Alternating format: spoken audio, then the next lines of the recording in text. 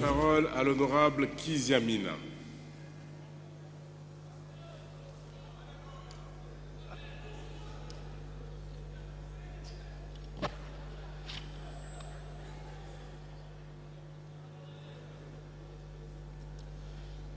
Honorable Président, honorable membre du bureau, honorable député, très chers collègues. Hier, j'avais suivi avec beaucoup d'attention la lecture du rapport relatif au contrôle de l'exécution de la loi financière de l'exercice 2009, premier semestre. Sans détour, chers collègues, je suis sorti de cette salle choqué par les montants qui ont été détournés avec la bénédiction des autorités politiques, ministres du gouvernement central. Par ces rapports, permettez-moi de vous rappeler, chers collègues, que l'ennemi du Congolais, c'est le Congolais lui-même. Qui est le membre du gouvernement? Ce sont des Congolais. Comment peut-on accepter que l'argent de l'État soit détourné sans pitié, alors que les fonctionnaires, les enseignants, les infirmiers et les docteurs demeurent impayés ou sous-payés, sans oublier des revendications sociales que nous enregistrons par-ci, par-là. Considérons les dossiers tels que ceux des sociétés Safricas, Safrimex, à qui on a octroyé des marchés de gré en gré, non seulement qu'elles n'ont pas exécuté les travaux pour lesquels elles ont reçu l'argent, mais aussi elles refusent de rembourser l'argent reçu suite aux travaux non exécutés. En plus, ce qui m'étonne est que le gouvernement continue à leur octroyer des marchés qu'elles n'exécuteront assurément pas, et dans l'entretemps, elles vaguent à leurs occupations sans être inquiétées. Le cas de Mme Marie-Josée Kapinga, qui perçoit l'argent de l'État jusqu'à la hauteur de 10 millions de dollars en guise de loyer pour une maison qui ne lui appartient pas. Elle vit en toute quiétude sans être inquiétée. Dossier et Maxon Finance International, Sodipro, Groupe Mike, c'est de l'escroquerie pure et simple qui ne peut en aucun cas rester impunie. Si l'on veut faire de la République du Congo un état de droit et non une poubelle, nous devons agir. Point n'est besoin de rappeler les détails, car la commission a tout fait et tout dit. Mais je demande à l'auguste assemblée que nous constituions une chose. Notre institution est-elle une caisse d'enregistrement ou elle a le pouvoir de sanctionner? Alors, si elle a le pouvoir de sanctionner, voici une occasion, peut-être la dernière, pour cette législature. Comme la commission a proposé dans son rapport que tous les ministres et autres autorités politiques citées dans ces rapports doivent venir ici pour nous expliquer. Et enfin, qu'ils répondent effectivement de leurs actes ainsi que leurs complices devant la justice. Alors, la tolérance zéro ne sera pas un simple slogan creux. Honorable Président, honorable député, très chers collègues, voilà les dossiers sur lesquels le ministre de la Justice et le procureur général doivent déployer les efforts et les moyens au lieu de se distraire avec des petits dossiers tels que vol de portables, achat et vente de voitures illicites, dont les auteurs croupissent à la prison de Makala, alors que les vrais prisonniers, le Nkouloun à cravate, sont en liberté et roulent carrosse paisiblement dans les rues et les avenues de Kinshasa. Honorable Président, honorable député, très chers collègues, la Commission n'a travaillé que pour les 6 premiers mois de l'année et les conclusions sont si choquantes, je me demande, si on aurait évalué toute l'année, je pense que les résultats seraient très désastreux.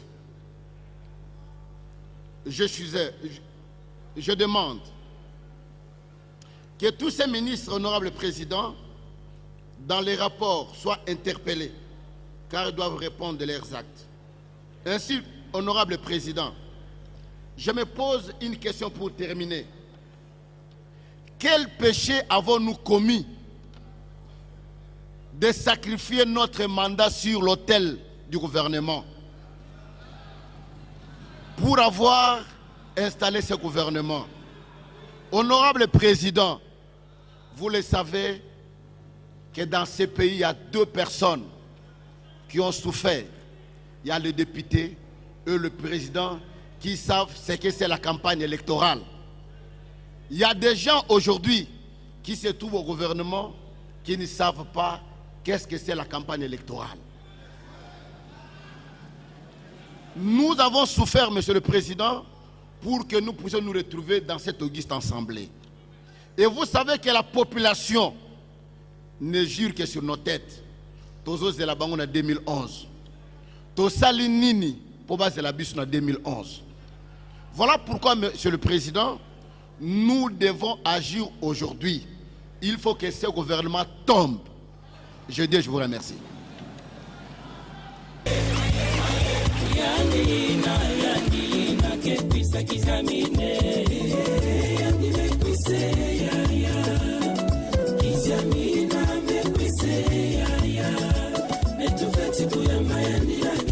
Merci, Président, pour la parole. Je voudrais dire ici, du haut de cette tribune, Les collègues Sessanga s'apprêtent. qu'il y a des gens qui prennent des versets bibliques de manière isolée. Et je ne viens pas ici faire un débat biblique ou théologique. Parce que quand vous prenez un verset de la Bible, d'une manière, vous l'isolez dans son contexte, vous faussez directement l'esprit de ce verset de la Bible. Mais ce que je voulais dire ici, Monsieur le Président, que nul n'ignore aujourd'hui dans quel contexte la peine de mort a été instituée. Ce fut des régimes dictatoriaux, des semets de terreur et des intimidations. Je pense qu'aujourd'hui, Monsieur le Président, j'ai essayé de parler avec les amis là derrière, certains collègues, et même celui qui vient de me précéder disait de ce qui se passe à l'Est, puis dans la province orientale. Nous ne pouvons pas faire la loi en fonction de ces provinces, ou bien de faire des lois sur mesure. Monsieur le Président, aujourd'hui, il y a des pays qui regrettent d'avoir instauré de peine de mort parce qu'il y a des innocents qui ont été exécutés. Vous n'ignorez pas aujourd'hui, dans notre pays, on parle de tolérance zéro, mais cette tolérance n'est faite pour qu'un petit peuple. Beaucoup peut-être parmi nous ici, et certains qui roulent carrosse, ne se retrouveraient pas ici. Parce qu'il y a de jeunes gens qui se trouvent en prison pour 5 à 4 ans pour avoir seulement volé un appareil de 50 $. J'ose croire, Monsieur le Président, ce n'est pas la peine de mort qui va limiter la criminalité dans notre pays. Moi, je pense que c'est la justice distributive. Si la justice est forte, je pense qu'elle est distributive, on peut limiter la criminalité. Et d'ailleurs, je pense que depuis plusieurs années, on n'a jamais appliqué cette peine de mort. Il y a eu un moratoire en 2001. Pourquoi nous ne pouvons pas avoir ce courage aujourd'hui de décider d'abolir cette loi que nous n'appliquons pas dans notre pays? Je pense, Monsieur le Président, pour chiter, il est important aujourd'hui de savoir qu'en abolissant la peine de mort, nous ne donnons pas un visa, nous ne donnons pas un chèque à blanc aux criminels, mais je pense bien que si nous abolissons et que la justice puisse faire son travail avec sérieuxité et en appliquant toutes les lois, je pense qu'on pourra avoir du sérieux. Il y a eu un slogan qui disait Angenga ou Boulou, qui n'a rien changé dans notre pays. Parce que le même gens, après être arrêtés aujourd'hui, demain, vous le verrez encore dehors. Mais si ces gens-là, s'ils seraient jusqu'à ce jour 3 ans, 4 ans en prison et que leurs amis ne les voyaient pas, ça pourrait changer quelque chose. Je voulais dire et je soutiens l'abolition de cette peine de mort. Je dis je vous remercie.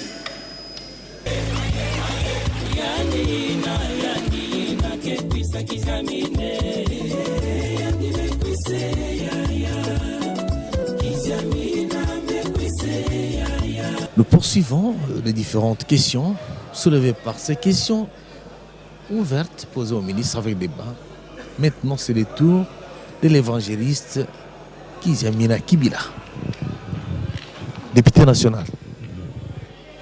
Vous avez la parole, chers collègues. Merci, Président, pour la parole.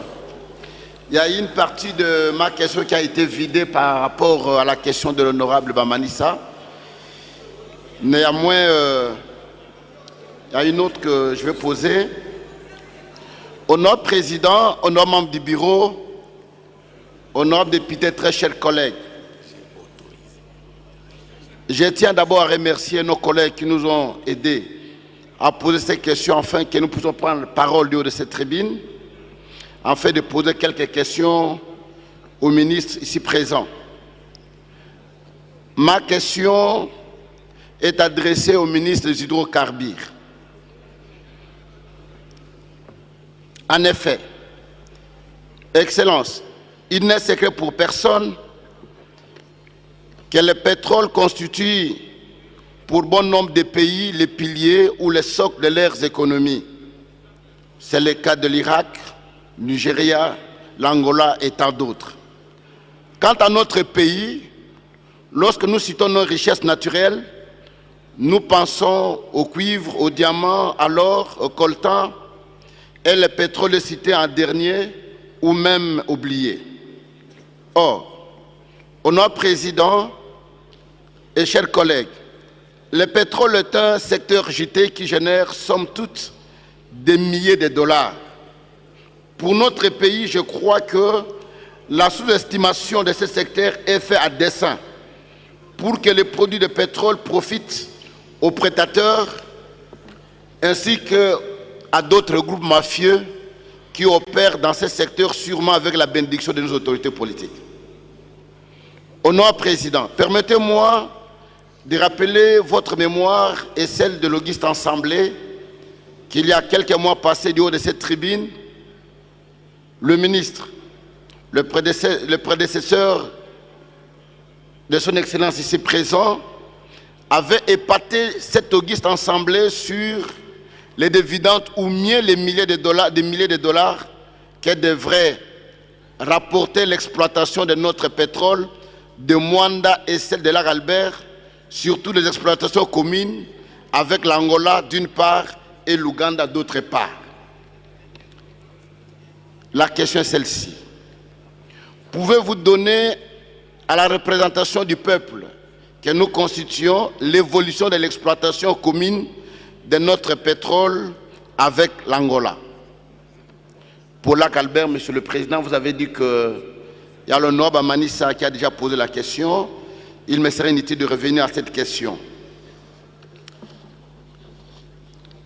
Pour clore, je voudrais savoir, Excellence, quelle est la hauteur réelle des redevances pétrolières dans notre pays? Et enfin,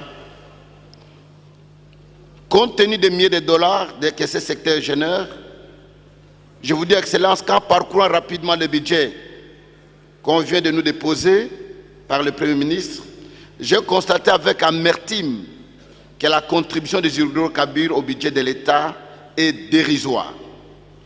Ceci confirme ce que j'ai dit tantôt, qu'il y a des prédateurs et de mafieux qui profitent de notre pétrole.